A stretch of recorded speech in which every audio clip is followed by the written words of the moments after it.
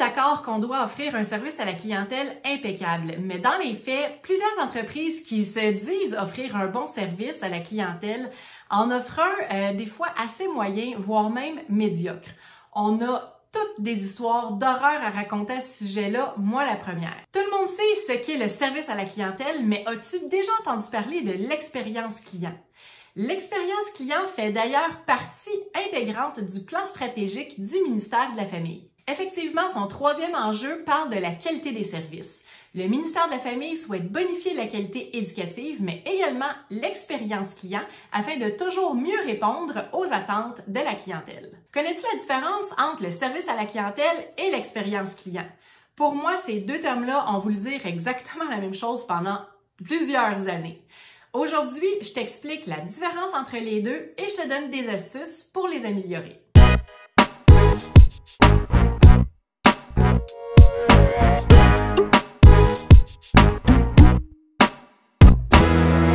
Je m'appelle Julie Vassaro et je suis coach en entrepreneuriat en petite enfance. Mon but avec la vidéo d'aujourd'hui est de t'aider à mieux comprendre la différence entre le service à la clientèle et l'expérience client, te donner des astuces pour les améliorer, pour ainsi augmenter la satisfaction de tes parents. Tout d'abord, c'est quoi la différence entre le service à la clientèle et l'expérience client? En fait, c'est assez simple. Le service à la clientèle va prendre en compte uniquement les interactions avec le client, tandis que l'expérience client va prendre en considération le ressenti global du client. Le service à la clientèle va donc assister les clients avant, pendant et après la signature de l'entente de service avec la garderie.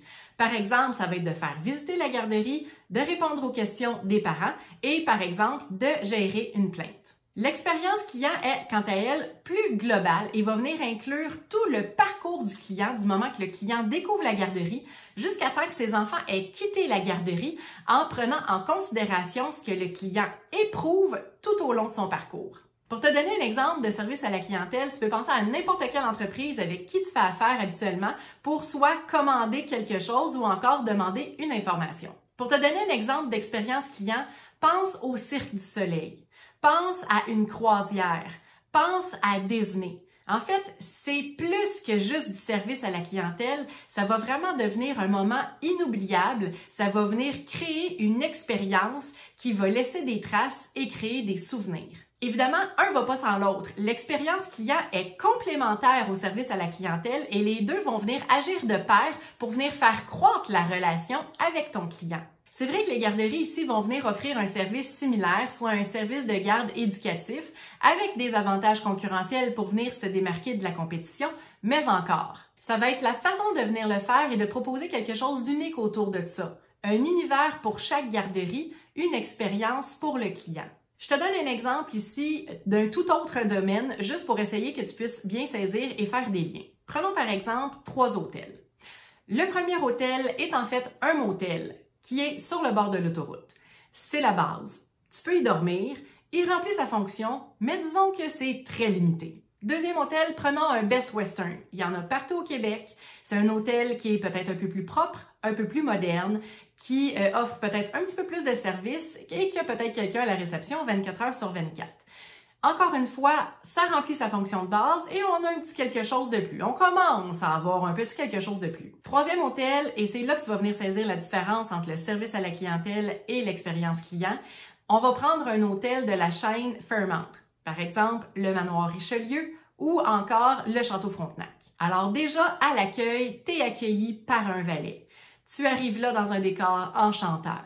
Tu entres à l'intérieur. Tu es rapidement pris en charge. Tout est magnifique. Tout a été pensé. Tu as de la musique pour te mettre dans l'ambiance. Tu as des meubles, des couleurs, ça a vraiment un effet wow. Tu as même une odeur qui est propre à chaque hôtel. Le service est impeccable. Les gens qui travaillent là sont aux petits soins avec toi, sont souriants, sont heureux d'être là, sont heureux de te rendre heureux. Tu te sens importante, spéciale et privilégiée. Tu vois la différence? C'est le ressenti. On s'entend que ça reste un hôtel où tu vas passer la nuit, mais l'un d'entre eux va laisser une marque, va laisser une différence grâce à l'expérience que tu vas y avoir vécue, ça va laisser un souvenir. Quelques trucs en rafale pour améliorer ton service à la clientèle. Déroule le tapis rouge à tes clients. Traite-les tous comme s'ils étaient de gros clients ou encore comme s'ils étaient des membres de ta famille. Connais tes clients, appelle-les par leur nom. Fais preuve d'une extrême courtoisie. Fais preuve d'une très grande disponibilité. Assure-toi d'avoir toujours une bonne communication. Lors d'une demande, favorise la prise en charge rapide, sois proactive. Assure-toi d'effectuer un retour en 3 heures suite à la réception d'un courriel ou d'un message téléphonique. Évidemment, ici, 3 heures à l'intérieur des journées ouvrables. Quelques trucs en rafale pour améliorer l'expérience client dans ta garderie? Assure-toi d'avoir une belle garderie. La propreté, la déco, les couleurs, le décor, l'odeur. Assure-toi que la porte d'entrée du client soit agréable, que ce soit par les réseaux sociaux, en personne, par téléphone ou par ton site Internet. Fais vivre à ton client un accueil extraordinaire. Crée un lien émotionnel, véridique et significatif avec ton client. Comprends ton client. Crée une ambiance dans ta garderie. Offre un service personnalisé, un service 5 étoiles. Surpasse ses attentes. Crée un effet wow. Surprends le client. Trouve une manière de créer une expérience pour le client. Je te donne un autre exemple rapide d'expérience client. Quelqu'un que je connais s'est acheté une moto Harley-Davidson dans un concessionnaire. Puis c'est pas tous les concessionnaires Harley qui font qu'est-ce que je m'apprête à te dire. Une fois qu'ils te livrent le véhicule et que tu viens prendre possession du véhicule, alors il faut toujours signer quelques papiers comme quoi les plaques et tout. Qu'est-ce qui arrive après? C'est que toutes les lumières du magasin se ferment. Le client aura au préalablement choisi une chanson thématique qu'il aime profondément, la chanson qu'il a envie d'écouter sur sa moto. Et là, le concessionnaire ferme toutes les lumières, va venir mettre la musique que le client aura présélectionnée vraiment à tue-tête avec des jeux de lumière pour que le client se sente privilégié, se sente comme un chanteur rock qui s'en va chercher sa moto. Je pense que tu commences à saisir qu'il faut vraiment prendre en considération ce que le client éprouve et on le met à l'avant-scène. Donc, avec l'histoire du concessionnaire Harley, le client se sent comme quand on va au manoir Richelieu, le client se sent important, privilégié, unique et spécial. Si on revient à nos moutons, comment ça peut transpirer à l'intérieur d'une garderie? Bien, c'est sûr que chaque garderie est unique, chaque garderie a sa propre vision, sa propre philosophie, ses propres avantages concurrentiels, mais je te donne quelques idées en rafale pour essayer de faire mousser, tu peux partir de ces idées-là puis partir justement faire autre chose, là. Ici, là, think outside the box, je te donne juste quelques petites pistes. Quand le client vient signer les documents de l'entente de service dans ton bureau, assure-toi de lui donner un document, un porte-document à l'effigie de la garderie où est-ce que déjà il y a quelque chose de le fun, peut-être même avec une photo des éducatrices qui souhaitent bienvenue, un mot de bienvenue à cet enfant-là ou à cette famille-là, aux parents, et que toutes les explications que tu fournis pendant cette rencontre-là, qu'il y ait des documents qui puissent supporter tes dires au cas où le parent a oublié dans ce porte-document-là. Donc, il va pouvoir revoir tous les documents à t'être reposés à la maison. Peut-être que les casiers des enfants peuvent avoir quelque chose de spécial. Peut-être ça va être une déco, peut-être tu vas avoir une thématique à l'intérieur de ta garderie. Peut-être que ça va être avec la façon que tu vas écrire le nom des enfants, mais il faut que tu mettes une touche spéciale.